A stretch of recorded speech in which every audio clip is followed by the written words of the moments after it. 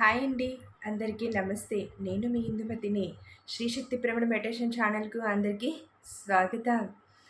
అంతకంటే ముందుగా మనందరి గురువుగారైన బ్రహ్మశ్రీ పితామహ పత్రిజీకిను, పత్రి మేడం గారికి నా ఆత్మపూర్వక ధ్యానాభివందనాలు తెలియచేసుకుంటూ, అలాగే ఇక్కడున్న ప్రతి ఒక్క ఆత్మస్వరూపులందరికీ, వీక్షిస్తున్న వారికి, ఆదరిస్తున్న ప్రేక్షకులందరికీ కూడా నా కృతజ్ఞతలు, ధన్యవాదాలండి.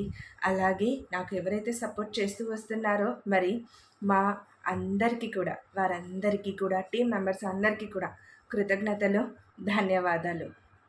సో ఇలా నేను మీ ముందుకు ఈరోజు రావడానికి రీజన్ ఏంటంటే, ఎలా ఉన్నారు అందరూ? ఏంటి కొత్తగా అడుగుతున్నామో ఎలా ఉన్నారని అంటున్నారా అనుకుంటున్నారా? లేదండి, దీంతో మీతో ఒక విషయం షేర్ చేసుకుందామని ఇలా ఒక చిన్ని ప్రయత్నంతో మీ ముందుకు ఇలాగొచ్చాను. ఏంటంటే, ఎలా ఉన్నారు అంటే బాగున్నాను అని అంటారు ఎవరైనా కానీ, అవునా? బాగున్నాను నామక వాస్తే అంటాం. మీరిప్పుడు నన్ను అడిగినా కూడా నేను బాగున్నాను అని అంటాను కదా. అదే ఒక ధ్యానిని అడిగితే కనుక ఏమంటారో తెలుసా? బాగున్నాము, చాలా ఆనందంగా ఉన్నాము, సూపర్బ్ అని చెప్తాము. ఎందుకంటే నామక వాస్తే పలకరింపుల వాళ్ళకున్నా, మేమైతే ధ్యానులుగా, ఆత్మజ్ఞానులుగా, జ్ఞానాన్ని సంపాదించుకున్న వాళ్ళుగా, మా మాట మార్చుకున్న విధానంలో మార్పు తెచ్చుకున్న వాళ్ళుగా మేమంతా కూడా ఆనందంగా ఉన్నాము అని చెప్తామన్నమాట. అందుకే మీతో ఇలా షేర్ చేసుకోవడానికి ఈరోజు మేము ముందుకు వచ్చేసాను. ఎందుకు ఆ మాటకి ఈ మాటకు డిఫరెన్స్ ఏముంది అంటే, ఆ మాటలో బాగున్నాము, సరే అవునండి, అలా ఒకలాగున్నాం అంతే, బాగానే ఉన్నామని, బాగున్నామని చెప్తారు, అవునా? బట్ అది మన హృదయం లోపల నుంచి వచ్చిన మాట అయితే కాదు. ఆనందంగా ఉన్నామని ఎవరు చెప్పరు. సంతోషంగా ఉన్నామని కూడా చెప్పరు. సంతోషంగా ఉన్నామంటే అంటే మనకి ఏదైనా ఒక వస్తువు లభిస్తేనో, ఎవరైనా గిఫ్ట్ ఇస్తేనో, సో మనం ఏదైనా కారు, ఒక వెహికల్ కొంటేనో, లేకపోతే మనం ఏదైనా ఇంటికి కావాల్సిన విషయాలు తెచ్చుకుంటేనో, మనకు స్వతహాగా ఏమైనా కావాల్సిన విషయాలని వెళ్ళి కొని తెచ్చుకుంటేనో సంతోషం ఉంటుంది. మరి ఆ కాసేపే ఆ సంతోషం.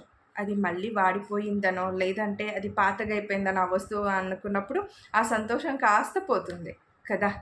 కానీ ధ్యానం చేశాక మనలో నిజమైన ఆనందంగా ఎలా ఉండాలి అనేది మనకు తెలిసొస్తుందండి.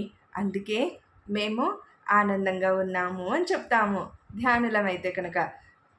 ఎందుకంటే ఎప్పుడు కూడా ఏ విషయంలో దుఃఖపడడం కానీ అలా చెయ్యం కదా.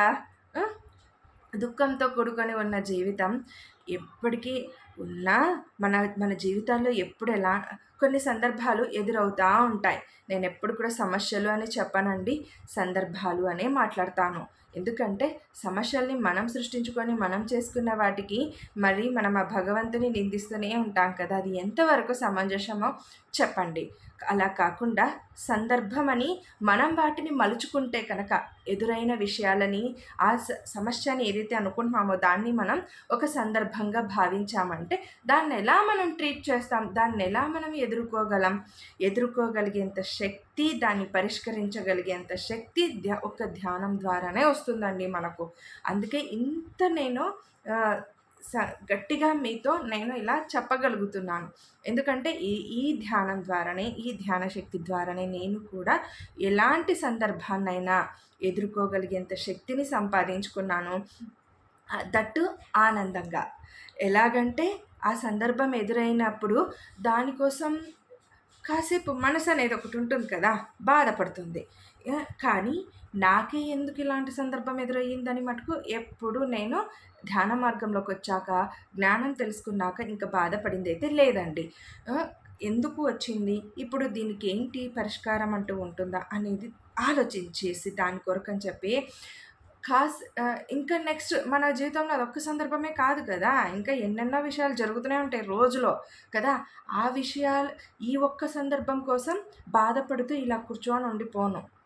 నెక్స్ట్ వేరే ఏ సందర్భంలో మనం ఉండాల్సి వచ్చినా కూడా, ఫ్యామిలీతో ఉండాల్సి వచ్చినా కూడా, ఏం చేసినా కూడా దీని గురించి ఒకవైపు ఆలోచిస్తూనే, సో దాన్ని పరిష్కారం కోసం ఒకవైపు ఆలోచిస్తూనే ఇక్కడుండే విషయాలలో కూడా నిమగ్నులం అవుతాం.